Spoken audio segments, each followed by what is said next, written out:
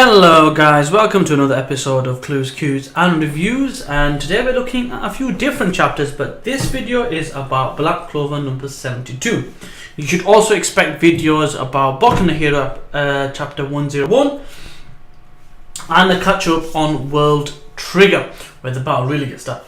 Anyway, a lot of these videos were meant to come out yesterday, and I didn't really make it clear in my previous videos, but yesterday was my birthday. So, as you can imagine, I really didn't want to be doing this on my birthday. Although there's nothing wrong with it, it takes a lot of time. More than I get the reward for, views-wise, subscribers-wise. So, to be fair, I just wanted some time with the fam. Today was a busy day. I was pretty much, I was on a training course for first aid.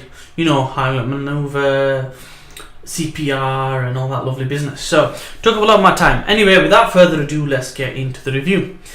There isn't a lot to cover, but it does set up a few things based on this chapter. So let's go down the chain of events that happens.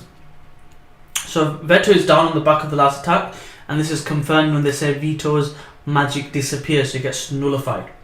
There's a bit of banter between the crew, you know, like Novella, Finra, Vanessa, and Asta. And then they go down the decision to bind Vito or Vet. Remember how I said there's probably going to be a case of him dying, him being bound. It looks like it was going to go down the bind route. However, we go into a flashback. So the decision was to go down the bind route, more than likely ask questions. So they go down the bind route, and then the flashback kicks in. Okay, so the flashback again goes back to that time where Veto is young, and he looks like he's talking to Light by all intents and purposes, and he's sad because there was the torturing of a little bird. Now, one thing that it looks like it's like, I'm assuming it was like, says was the hope for a time where ourselves and humans can see eye to eye. Now, this lends to a few different things. It could be that they're from a completely different race or kind of a mutant race. So to explain that, if you ever watch X-Men, the human race is referred to the Homo sapiens, and the mutants are referred to Homo superior. So the idea is potentially they could be from a different race. That could be just a simple case of an evolved race that's liked by mana, or it could be a nature-based race that's more closer to demons, a demon race, an offshoot race, or something like that.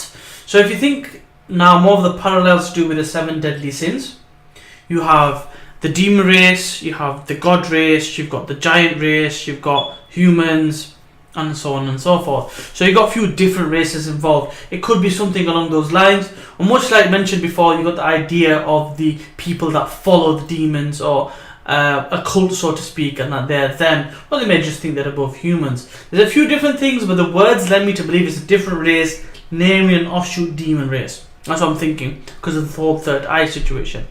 Then again, it goes flashing to the idea of humans taking away that hope and then being destroyed. And then, then he kind of comes back. So that again, there's some type of tragedy that did happen. Whether that's to do with the nobles or not, I don't know. How it relates to Clover Kingdom, we will soon find out at some point. That's why we've kind of specifically been we revisited it so many times, so that's gonna happen. This again hits a nerve for Veto. Again, he gets powered up, and he seems to kind of go, Majin Buu versus Vegeta. Vegeta self-destructs, or when Cell in Dragon Ball Z wants to self-destruct. It's kind of that kind of thing. And they kind of reference it to Light's power, but this one's higher. And then when that happens, everyone gets excited to go for one more attack. I don't know how they motivate themselves to do that, but they do. And basically, we get the return of the badass. The funky man himself, Yami, is back.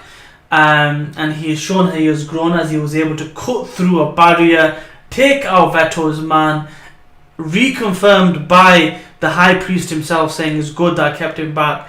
And he has grown. He even comments himself saying because he was captured, because his friends were in danger, he had to go beyond his limit to grow. This is important, not just for this specific situation, because of the idea that members of the bad guys, especially the Third Eye, are stronger than captains now. That's important. The ability to grow is what's going to close that gap, and make it a more like for like battle, a more comparable battle, a more I say we could flesh out the battle and it's not one-sided. So it's important that that's happened, because Veto was meant to be stronger than him, but having the ability to do something like this also lends to the idea that the other captains can do the same in their own elements. They're going to need it, to be honest. So that's important. So then we find out that basically Yami, the badass Mama Jamma that he is, says, I'm going to step in, you lot chill out. And he goes, I'll get to take off the credit. And you know that's so Yami, right? So he steps in, he uses his attack, I've written this down, Dark Cloak Dimension Cutter. So using his dark ability, he's got it on his sword and he's got it kind of on his shoulder, which leads the idea that at some point he's going to just go full darkness mode, covered in darkness, like a suit, and he's going to basically use that as a defensive cloak or a shield. And then he cuts through dimensions, so you know he's going to do damage. So that ability is hacks as hell, and I think that's what makes Yami special, and the ability to see talent. I honestly think what's going to happen though, because this thing is a big deal in the sense that it's not supposed to be somebody that's like a lower tier magician taking out someone stronger than the captain. It's going to go one of two ways.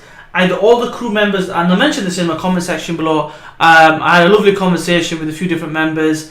I normally have a convo in my comment section with Leopard Vermilion based on the Black Clover character. Jamal the God is another character I normally tend to have a decent conversation with. So check them out. They're in my comment section below on my last video. I have no doubts they'll comment on this one as well. So I'll give a good shout out to them because I love that conversation with them. So, with that being said, conversations with them was, how do you think things are going to go moving forward?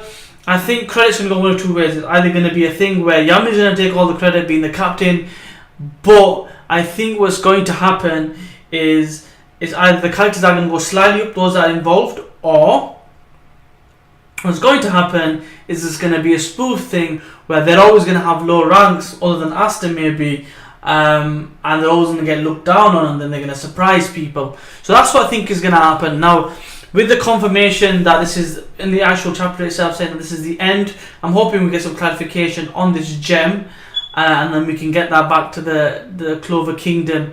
What could also potentially happen is with this infiltration by the liar, there could be they go back to it and all hell is broken loose, because they don't know what's going on because they're away from camp basically. So that's going to be interesting to find out. Not much more else happens in this chapter, but it does lend to some exciting possibilities. I can't wait to see what happens next. What do you people think? Let me know in the comment section below, and we can get these conversations started and build up some theories. Anyway, thank you very much for your time. Thank you for checking out this video. Leave a like if you enjoyed the chapter and my review. And if you enjoyed or agree with anything I said below, by all means, let me know. If you disagree, definitely let me know. I like the ideas kind of bouncing off different people and different opinions, and we can have a reason to get excited for next week's chapter. But as always, if you haven't already, please subscribe. I'd greatly appreciate it, and I'll see you next time.